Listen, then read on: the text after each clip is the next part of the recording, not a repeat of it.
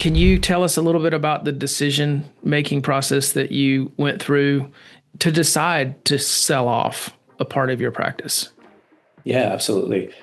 So the restaurant vertical was always the most rewarding.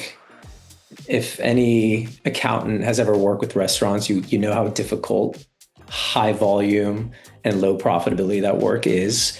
However, it is very sexy. We love going to our clients' restaurants and getting treated well and saying, I run the finances for this place. So that was always kind of the more rewarding work. It was the most fun work. And it was a big portion of our business all the way through the spinoff. And not only that, it was the most scalable piece because every restaurant pretty much operates the same way. Every bar operates the same way as a restaurant. You have the POS, you have the payroll, you have the bills, it's the same cycle, it's the same systems. And so it was definitely the most scalable as well.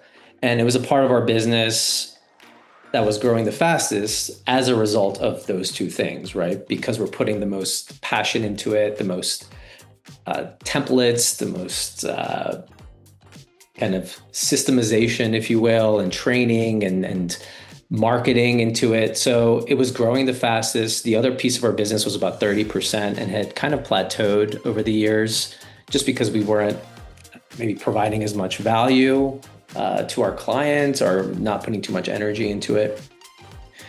And so it got to a point where the restaurant practice, especially after we lost the Fork brand, was growing so quickly and we really needed the staff from the other practice. And the other practice was fine, it was operating well, it was profitable.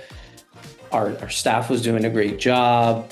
The clients were happy, but it every day, every other week, every other month, it just felt more and more like a distraction on where the true growth is and where the company's headed. And it wasn't as fun. It wasn't as rewarding. And so I think that was ultimately why in end of 2022, we approached you and said, this is what we want to do. We understand we're going to take a hit on the revenue short term.